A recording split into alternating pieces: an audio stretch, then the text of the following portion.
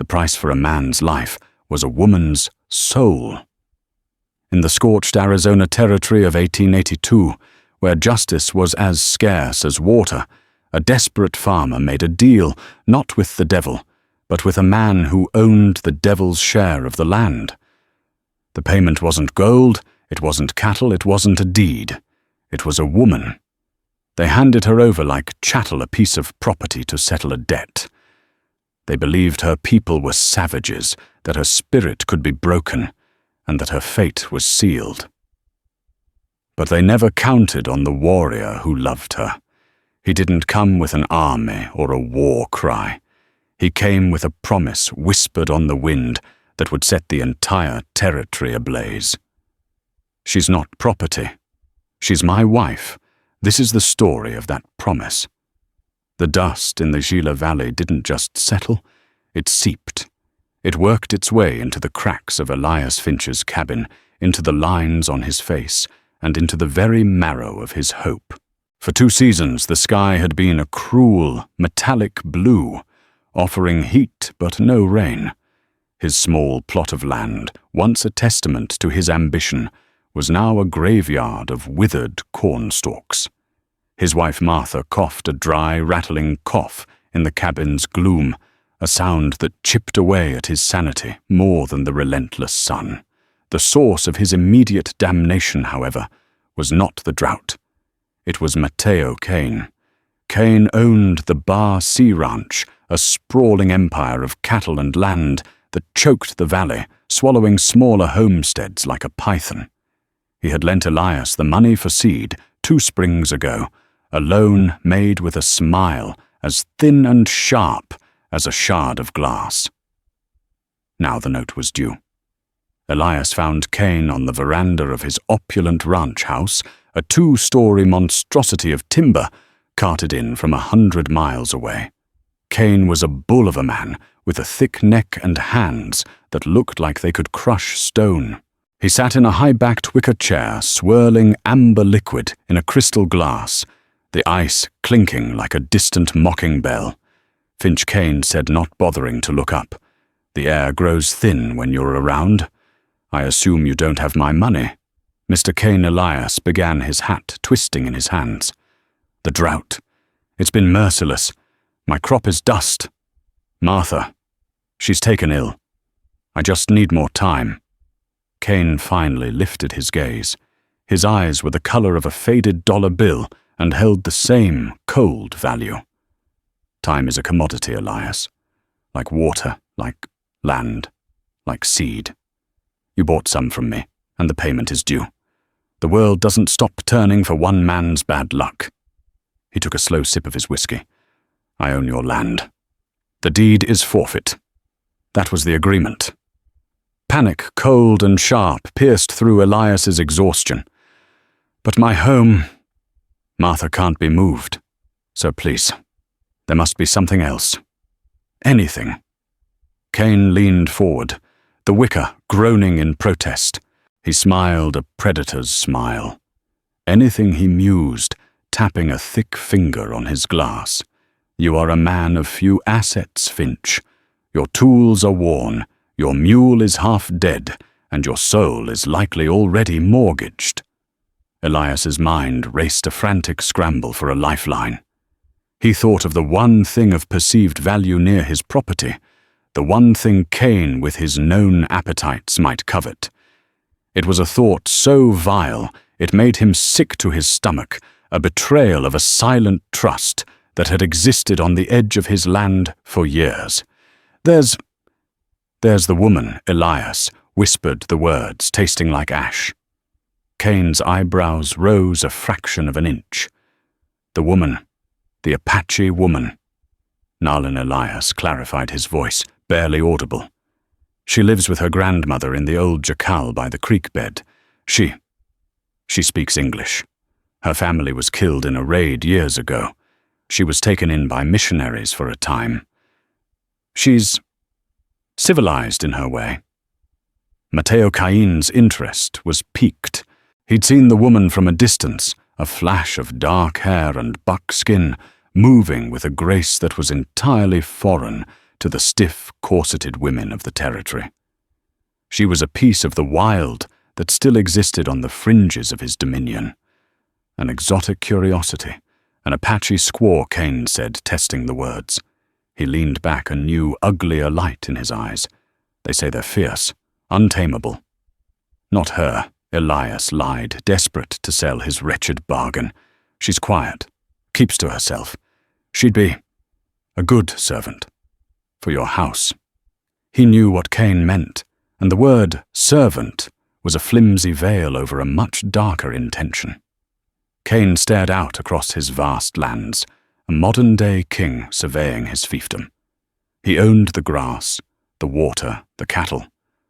Owning a person, especially one who represented the very land he'd conquered, appealed to his immense vanity and cruelty.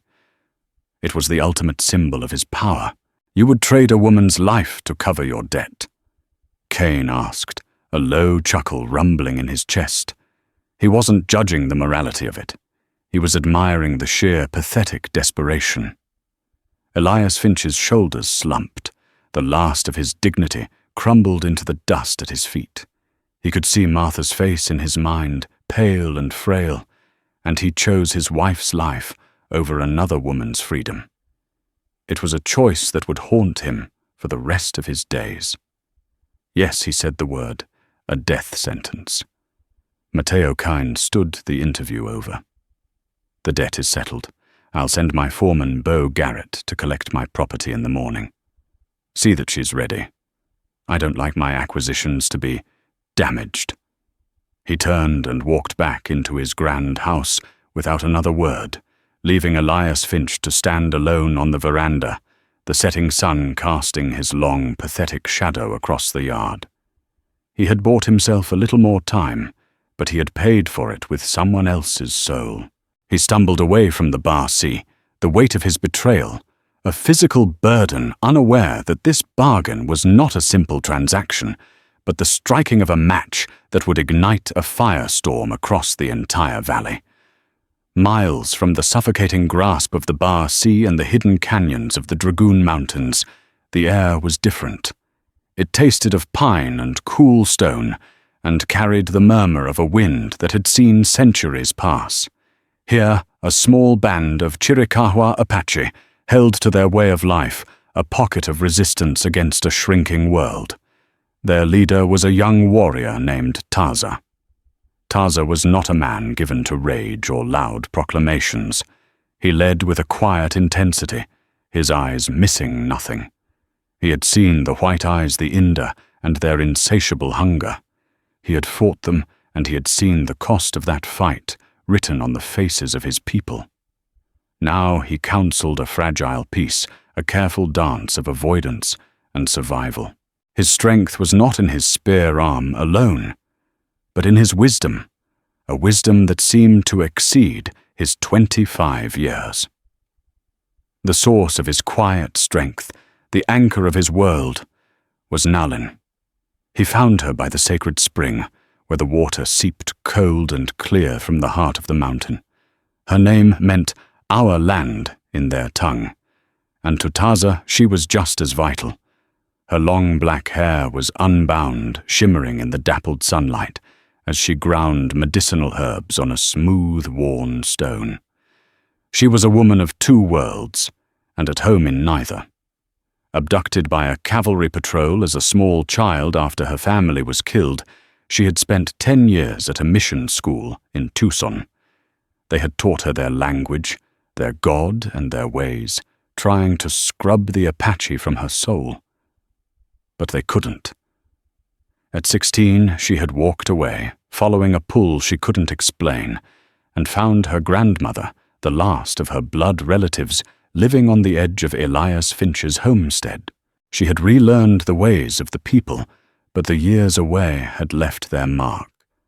She understood the White Eyes in a way Taza never could, and he valued her counsel as much as he cherished her love. "Your thoughts are loud, Taza," she said, not looking up from her work. Her voice was softer than most Apache women, a melody shaped by two languages. He sat on a rock beside her, the tension in his shoulders easing just by being near her. Mateo Kine moves his cattle closer to the foothills. He defiles the water. His cowboys ride with a new arrogance. He is a man who thinks he can own the earth, Nalin said, her hands never ceasing their rhythmic grinding. The Inda believe a piece of paper gives them the right to the sky, the water, the mountains. And what do you believe? Taza asked, his gaze soft as he watched her. She finally looked at him, and her eyes, dark and deep, held a universe of conflict and love. I believe the earth owns us. I believe in these mountains that protected our people. I believe in the wisdom of my grandmother, and I believe in you. Their love was a quiet, profound thing, understood in shared glances and the simple comfort of presence. They were to be bound as man and wife when the moon was full again, a promise that was the one true north in Taza's life. He reached out and gently took the grinding stone from her hand, his fingers covering hers. The elders worry, Taza confessed. They say peace has made us weak. They see the settlers' fences as bars on a cage. Peace is not weakness, Nalin countered, her voice firm. It is a different kind of strength. It is the strength to endure, to watch, to wait for the right moment. War is easy, Taza. Living is hard. Her wisdom, born of her fractured past, often cut through the noise of tradition and pride. She saw the world not just as an Apache, but with the painful clarity of an outsider. She knew the power of the Inda, the endless stream of soldiers and settlers who would come if provoked. When we are bound, Taza said, his voice a low vow, we will build our wiki up here by the spring, where the water is pure and the world cannot touch us. Nalin leaned her head against his shoulder, a rare and precious moment of peace. I would like that, she whispered. But the world was already touching them. Even in this hidden sanctuary, the shadow of Mateo Kane was creeping closer. Down in the valley, Elias Finch was making his cowardly way home. Beau Garrett was polishing his pistol in the Bar C bunkhouse. A bargain had been struck in the language of greed and desperation, and it was about to shatter the sacred quiet of the mountains. Later that evening, as Nalin returned to the small jacal she shared with her grandmother near the Finch homestead, she felt a prickle of unease. The air was heavy and still. Elias Finch, who usually offered a nervous but polite nod, avoided her eyes, completely scurrying into his cabin as if he'd seen a ghost. Her grandmother, a woman whose face was a map of sorrows and survival, was tending a small fire. She looked at Nalin, her ancient eyes, seeing more than the young woman could know. A coyote cries at the sun setting. The old woman said, her voice like the rustle of dry leaves. It is a bad omen. The world is out of balance. Nalin tried to dismiss it, but the feeling of being watched of a cold wind blowing through her soul would not leave. She did not know that her name had been spoken on a rich man's veranda, that her life had been bartered away like a sack of grain. She only knew that the fragile peace she and Taza cherished was about to be broken, and the sound would echo through the canyons like a scream. Morning broke, painting the sky in pale shades of rose and grey. It brought no relief from the oppressive heat, only the promise of another brutal day. For Nalin, it brought something far worse. She was fetching water from the near dry creek when she heard the horses. It wasn't the sound of a lone rider. It was the heavy, purposeful tread of several animals moving with intent. She straightened up, the wooden bucket handle slick in her palm, a knot of dread tightening in her stomach. 4 men rode into the clearing. The man in the lead was huge, a slab of muscle and menace stuffed into a dusty vest and jeans. A thick reddish beard covered a jaw that looked permanently set in a sneer. His eyes, small and porcine, raked over her with an expression of crude appraisal. This was Beau Garrett, Mateo Kine's foreman, and the fist of his will. "That's her," one of the other men said, nudging his horse forward. Nalin stood her ground, her heart hammering against her ribs. She didn't run. To run was to show fear, to acknowledge them as predators. Her mission school English came to her, a tool she kept sharpened for such encounters. "This is not your land. State your business and leave." Garrett chuckled a foul, rumbling sound.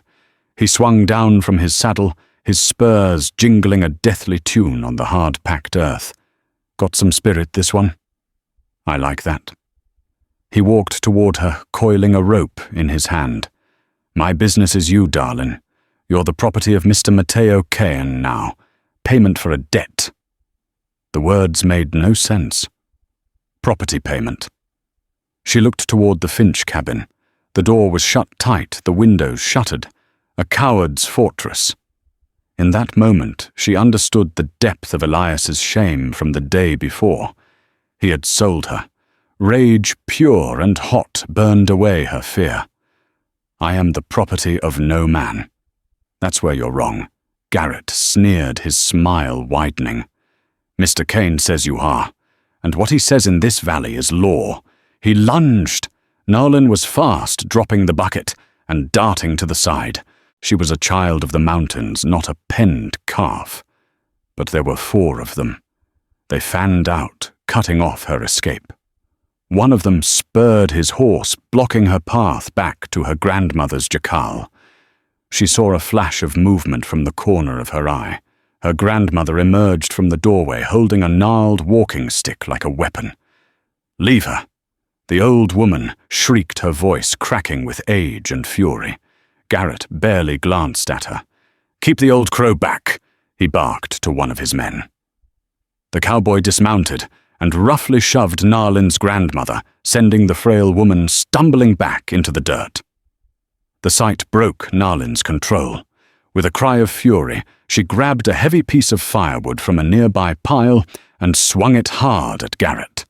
The blow caught him on the shoulder, hard enough to make him grunt in pain and surprise. For a split second, he looked at her with something other than lust and arrogance. He saw a fighter, then his expression twisted into pure malice. "Feisty little thing," he snarled, rubbing his shoulder.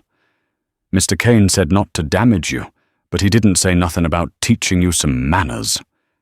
He was on her before she could raise the club again.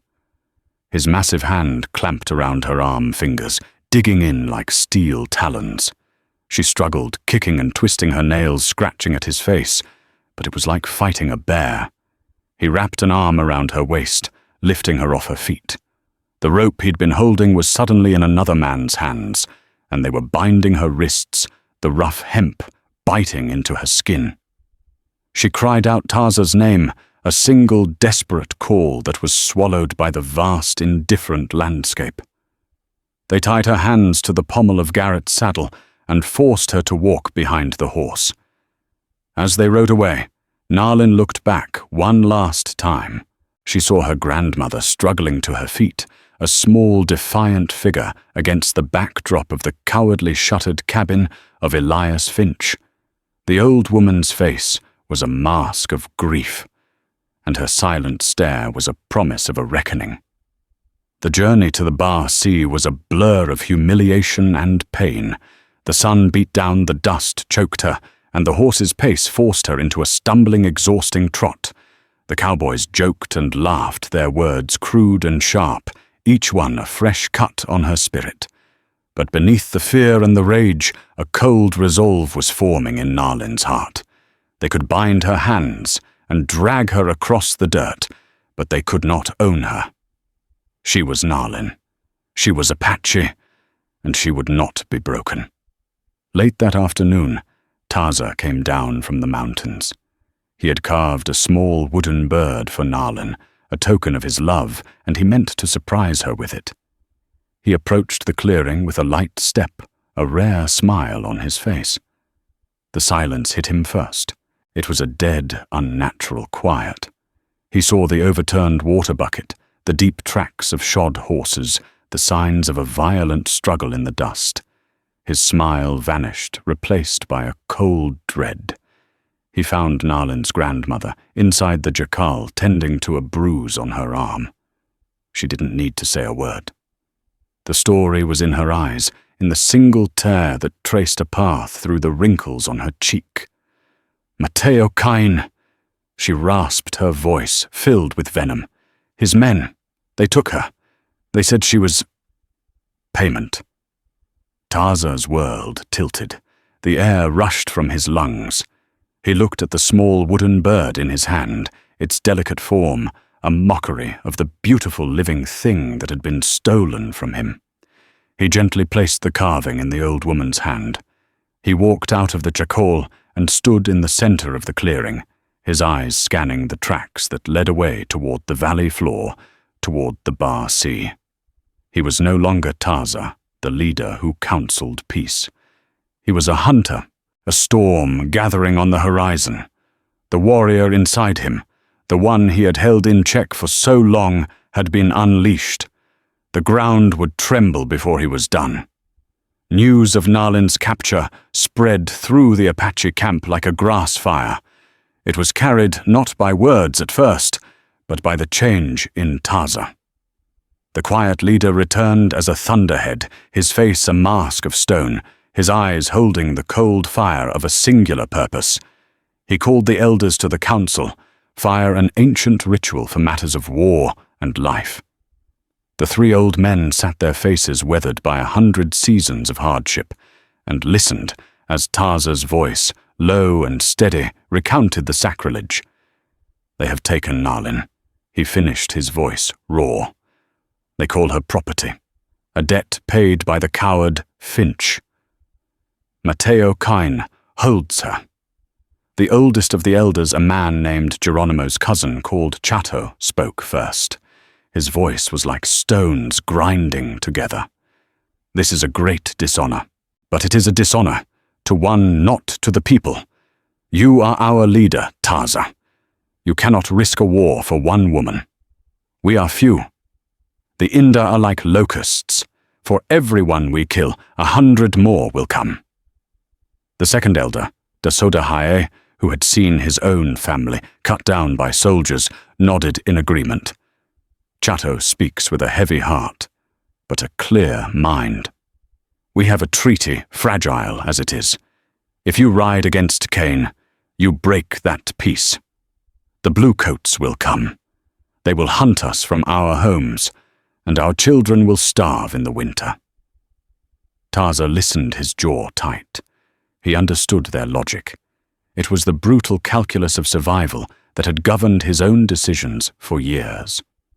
Protect the whole, even at the cost of the part. But this was different. Nalin was not just a part of the whole.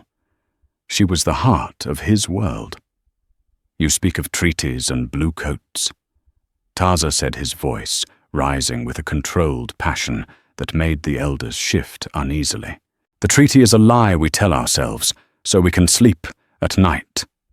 It is a leash they let out, and they will pull it tight when it suits them. And the bluecoats will come regardless of what we do.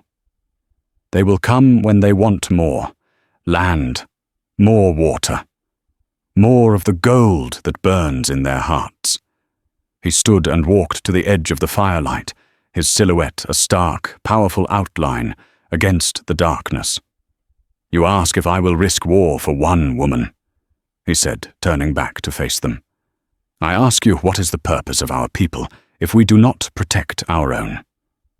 What is the meaning of honor if we allow a woman to be treated as a horse or a rifle to be bought and sold? They did not just take a woman. They took our dignity. They spat on our right to exist. They believe we are animals, and by our inaction, we would prove them right." He looked at each of them, his gaze piercing. "This is not about war. War is what they will bring if we show weakness. This is about justice. I will not lead a war party against the Barsi. I will not bring the wrath of the army down on our families." A flicker of relief crossed the elders' faces, but it was premature. "I will go alone," Taza declared. The words hung in the night air, heavy and final. "This is my vow. Mateo Cain has taken my wife. I will take from him everything he values. I will be a ghost in his canyons, a whisper in his ear.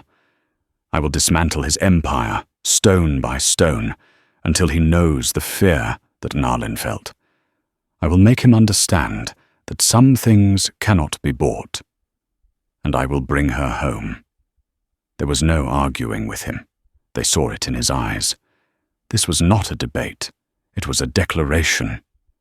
He had shed the mantle of the pragmatic leader and donned the skin of the avenging warrior. Chato the old elder gave a slow, solemn nod. He had seen this fire before in the eyes of Cochise, of Mangas Coloradas. It was the spirit of the Apache, a spirit that could never be truly tamed. "Go with the spirits of your ancestors," Taza Chato said. "May your arrow fly true." Taza gave a curt nod of thanks. The council was over. He went to his wiki-up and began his preparations.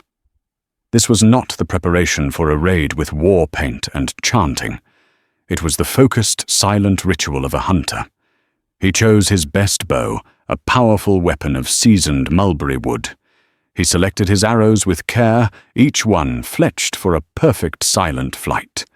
He took his knife, its blade honed to a razor's edge. He wore simple buckskin designed to blend into the rocks and shadows. He carried a small pouch of dried meat and a water skin enough to survive, not enough to be burdened. As he prepared, he did not think of Nalin's fear, but of her strength. He pictured her face, her fierce, intelligent eyes. He was not going to rescue a helpless victim. He was going to liberate a captured queen. He moved out under the cover of darkness, melting into the landscape as if he were born of it. He was one man against a cattle empire, a ghost against a machine. But he carried with him a vow that was more powerful than any army Nalin was onto property. She was his wife, and hell itself was coming to the Barsi Ranch. The Barsi Ranch house was not a home, it was a fortress of arrogance. Mateo Cain had built it to dominate the landscape, a monument to his own success. Inside it was filled with heavy, dark furniture, thick carpets from St. Louis, and the mounted heads of animals staring down with glassy-eyed indifference. For Nalin it was a cage more suffocating than any prison cell. Cain did not treat her with the overt brutality of Beau Garrett. His cruelty was more insidious. He saw her as his most prized possession, a wild thing to be tamed and displayed. He had Martha, the long-suffering wife of a failed rancher he'd ruined years ago, act as his housekeeper. He ordered the terrified middle-aged woman to dress Nalin in a calico dress, a garment that felt like a shroud on her skin. It itched and constricted her, a constant physical reminder of her captivity. "You see," Cain said, circling her, as she stood rigid and silent in the center of his parlor. "Beneath all that savagery there is a woman, a fine-looking one at that. We will teach you our ways. You will learn to serve, to be proper." He tried to force her to eat at his table, to serve him his whiskey, to stand like a statue while he entertained other ranchers. He spoke about her as if she weren't there, boasting of his new acquisition. Got her for a song he'd brag to his guests, his laughter booming through the room. Cost me nothing more than forgiving a worthless farmer's debt. She's Chiricahua royalty, they say. Got the spirit of the devil in her, but we'll break that. Nalin endured it all with a stony silence that unnerved him more than any outburst would have. Her compliance was a mask. Behind her impassive face, her mind was a whirlwind of observation and calculation. She learned the layout of the house, the routines of the ranch, hands the moments of lax security. She noted the way Kane kept the key to his office on a chain around his thick neck. She saw the fear in Martha's eyes and sensed a flicker of something else, a deep-buried resentment of the man who ruled her life. Her defiance was subtle, a quiet war of attrition. She would accidentally spill water on his important papers. She would misplace his favorite riding gloves. When he forced her to speak, she would answer in Apache, her voice calm, and even watching the frustration build in his face. Each small act was a reclamation of her own power, a refusal to let him erase who she was. One evening a visitor came to the Bar C. Marshal Clayton Rourke rode in from the territorial capital. Rourke was a man carved from the same hard rock as the territory he policed. He was tall and lean, with a weathered face and eyes that had seen too much violence and too little justice. He wasn't a man who believed in neat lines between good and evil, but he had a deep-seated contempt for bullies. He was there on official business, a dispute over water rights between Kane and another rancher, but his attention was immediately drawn to the silent Apache woman standing by the fireplace. He recognized the look in her eyes. It was the same look he'd seen in caged animals and wrongfully imprisoned men, a spirit that refused to be broken. "Who is the woman?" Mateo Rourke asked, his voice a low drawl that cut through Kane's bluster. "A new servant," Kane said dismissively. "A stray I took in." Rourke's eyes narrowed.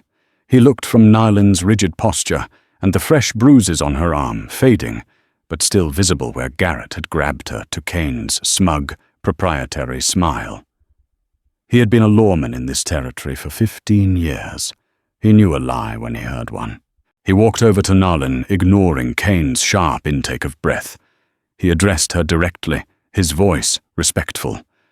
"Ma'am, are you here of your own free will?" Nyland met his gaze.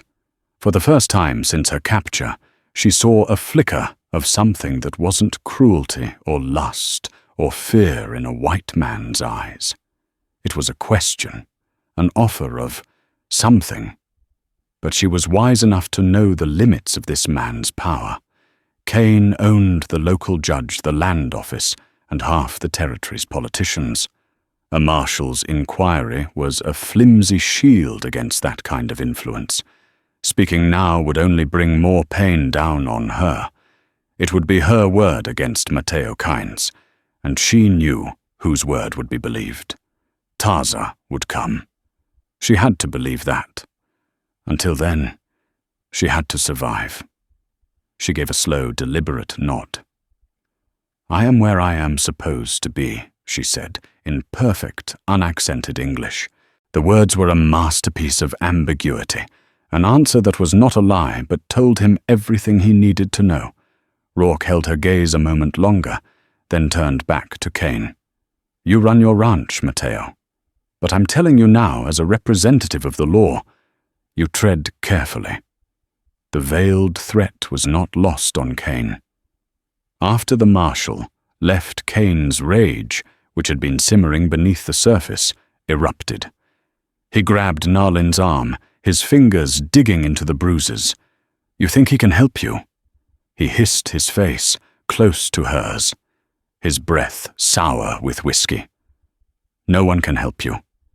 You are mine. You belong to me, just like every rock and every blade of grass on this ranch." He shoved her toward the small, windowless room in the back of the house where she was forced to sleep, and locked the door. Nyland stumbled in the darkness, her heart racing not from fear, but from a surge of adrenaline. The marshal's visit had changed things. It had planted a seed of doubt in Kane's absolute power, and it had confirmed for Nyland that her silent war was having an effect. She was not just a prisoner waiting for rescue. She was a saboteur working from within. She began to formulate a new plan, one that did not rely solely on Taza. The gilded cage had a lock, and she would find a way to pick it herself. Taza did not strike the Bar Sea with the force of a tidal wave. He became a plague, a creeping rot that ate at the ranch from the edges in. He knew he could not defeat Cain with arrows and knives alone. He had to defeat him with fear. His campaign began subtly. A prize-winning bull, the pride of Cain's breeding program, was found dead at a distant waterhole, a single expertly placed arrow in its heart. There were no tracks, no witnesses. It was as if the beast had been struck down by a phantom. A week later, a section of fence miles from the ranch house was cut. Not just cut, but dismantled. The posts were pulled up and the wire was coiled and left in a neat pile, a sign of deliberate, unhurried work. 200 head of prime cattle wandered out into the harsh badlands, most of them lost for good. The cowboys grew skittish. They started riding in pairs, their eyes constantly scanning the ridgelines. They'd find their campsites disturbed in the morning. A saddle blanket moved, a canteen emptied. Small things designed to unnerve, to prove that they were being watched at all times. They began calling him the ghost of the Dragoons.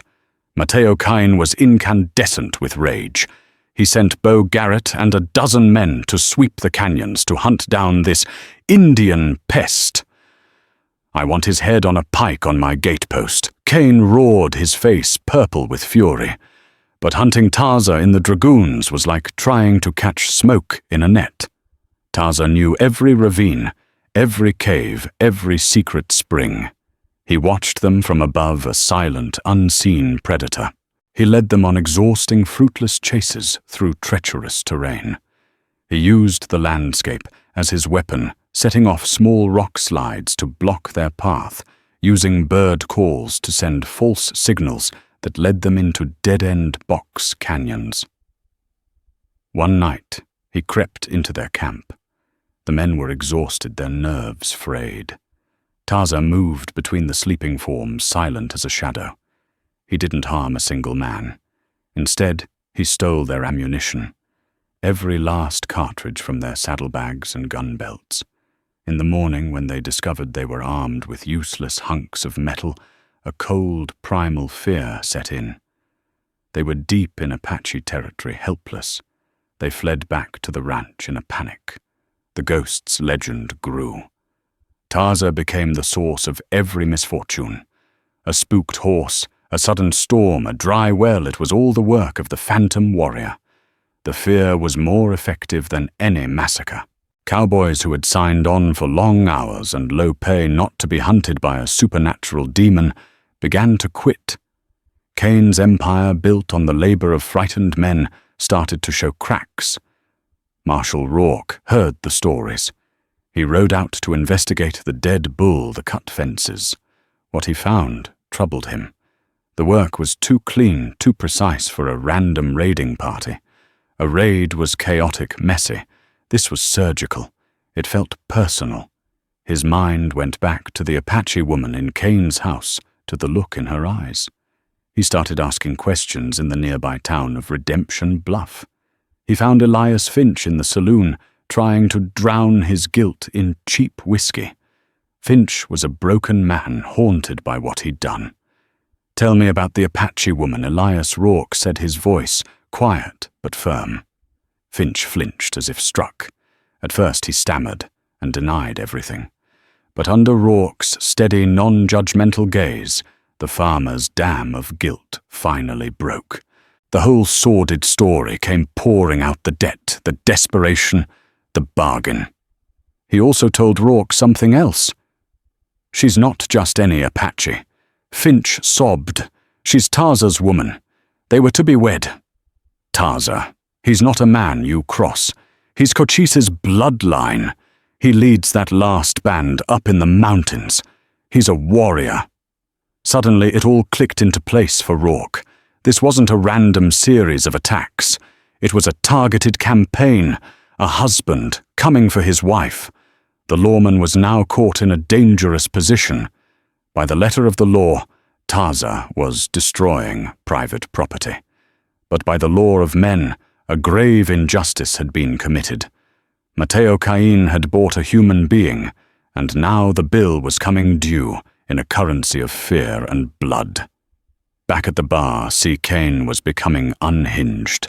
His power was absolute, yet he was being undone by a single unseen enemy. He doubled the guards, offering huge bonuses for any man who could bring him the ghost. He drank heavily, his paranoia growing with every passing day. He started seeing shadows where there were none, his nights filled with nightmares of a silent arrow finding its mark.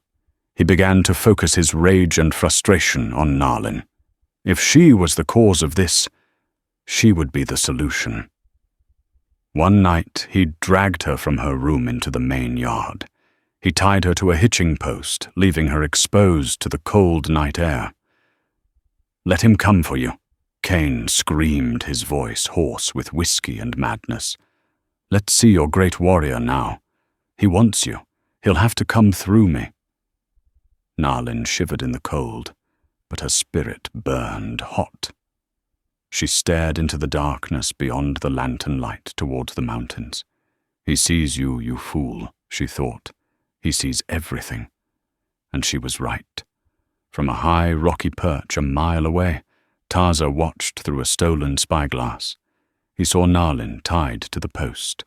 A wave of pure, murderous rage washed over him, so powerful it almost made him careless. He wanted to charge down there to put an arrow through Cain's black heart. But he held back. An open assault was suicide. That was what Cain wanted. He had to be smarter. Cain had brought the battle to the ranch, but Taza would choose the battlefield for the final confrontation. He would not fight for Nalin on Cain's terms. He would force Cain to come to him. And the stage for the final act would not be the Bar C. It would be the town of Redemption Bluff in front of the whole world. The ghost was about to show his face. The final act did not begin with a warrior's charge, but with a woman's quiet resolve. While Mateo Cain descended into paranoia, Nalin's mind had become a diamond, hard and clear. She had identified the weakest link in Cain's fortress, the housekeeper Martha. Nalin saw the years of quiet abuse Martha had suffered, the way she flinched when Cain entered a room. One night, while mending clothes by the kitchen fire, Nalin spoke to her not as a captive to a guard, but as one woman to another. "He will not stop," Nalin said softly in English. "Men like Cain do not stop. They consume everything until there is nothing left. Not even for those who serve them." Martha's hands trembled, the needle pausing in her work. "He provides for me. I have nowhere else to go. There is always somewhere else to go." Nalin replied, her gaze steady. "But you cannot go while you are still in the cage." The seed was planted. A few nights later, driven by a new desperate courage, Martha did the unthinkable. While Cain was passed out, in a drunken stupor, she crept into his room and took the key from the chain around his neck. Her hands shaking violently, she unlocked the door to Nalin's room. "Go," Martha whispered, pressing the key into Nalin's hand. "It also opens his office. There is a Remington shotgun on the wall. Go now before the dawn." Nalin took the key. She looked at the terrified woman. "You have freed 2 people tonight, Martha," she said. Then she was gone, a shadow moving through the silent house. She retrieved the heavy shotgun, a weapon she knew how to use from her time at the mission. She didn't flee into the night. That was not her plan. She slipped into the stables, saddled Cain's fastest horse, a sleek black stallion he called Diablo, and rode not for the mountains, but due west toward Redemption Bluff. At the same time, Taza put his own plan into motion. He sent a message not with an arrow, but with a boy the son of a rancher, whose family Taza had once saved from a flash flood. The boy rode to the Bar C and delivered the message to a stunned Beau Garrett. The ghost of the Dragoons would meet Mateo Cain. Noon. in the middle of Main Street in Redemption Bluff. He would come to reclaim his wife. The challenge was an act of supreme audacity.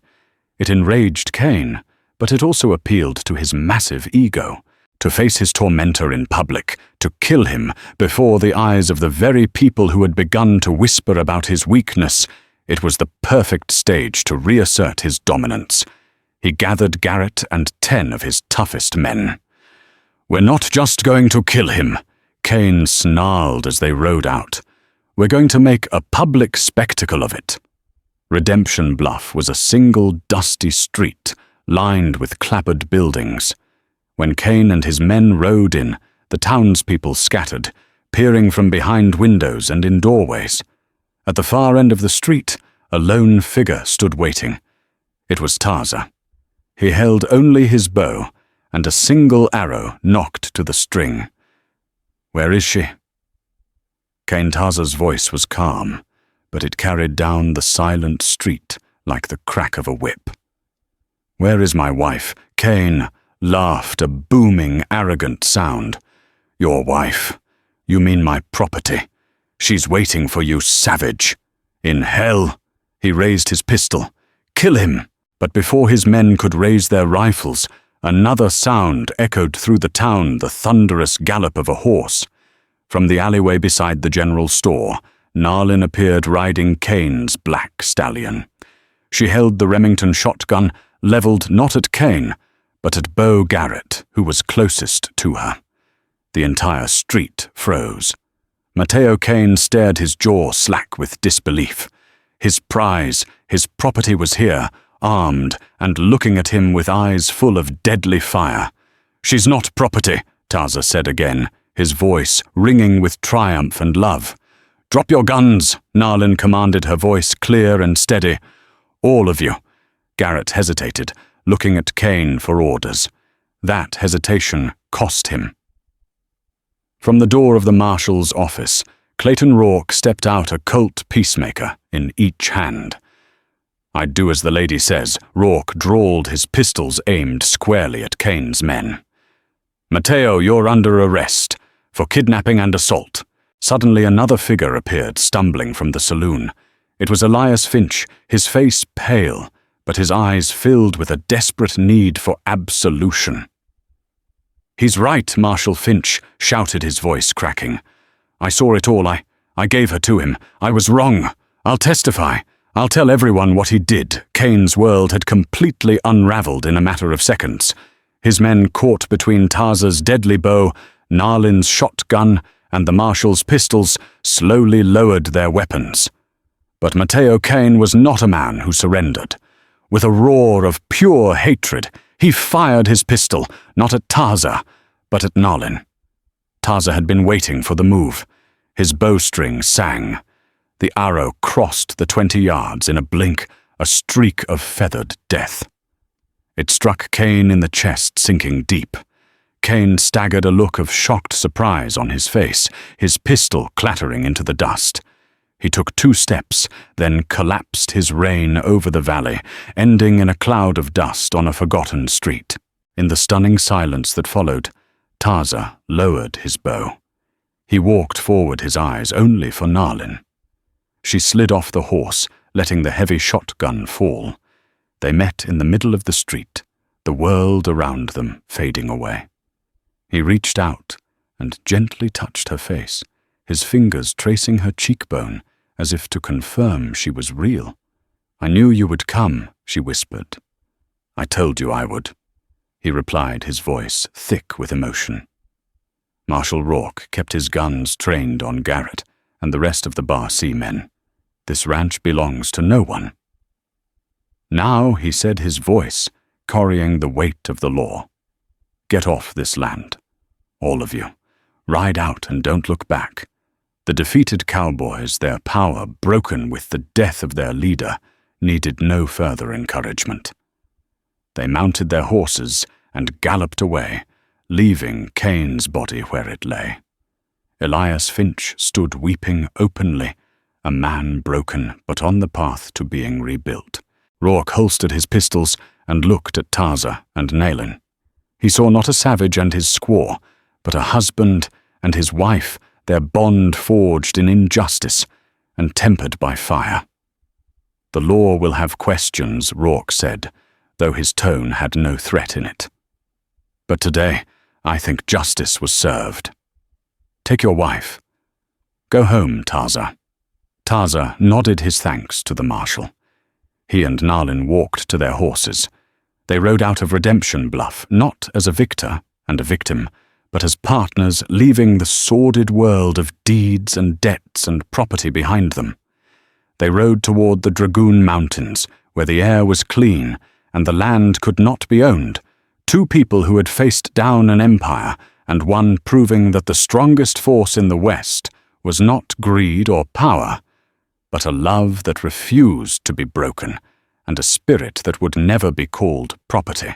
And so the story of Taza and Nalin became a quiet legend in the Gila Valley, a tale whispered not of a bloody war, but of a singular, unshakable promise. It serves as a stark reminder that in the Old West, a landscape often defined by brutal transactions and the concept of human beings as property, the most powerful currency was honor. Mateo Cain believed he could own everything, but he failed to understand that a person's spirit cannot be bought, a warrior's vow cannot be broken, and a woman's love cannot be put on a ledger. Their story proves that true strength isn't measured by the acres you own or the men you command, but by the conviction to stand against the entire world and declare that a human soul is never for sale. If this story of justice from the dust-choked pages of the West resonated with you, please give this video a like and share it with someone who loves a true tale of grit and honor. And don't forget to subscribe and hit the notification bell so you don't miss our next journey into the untold stories of the American frontier.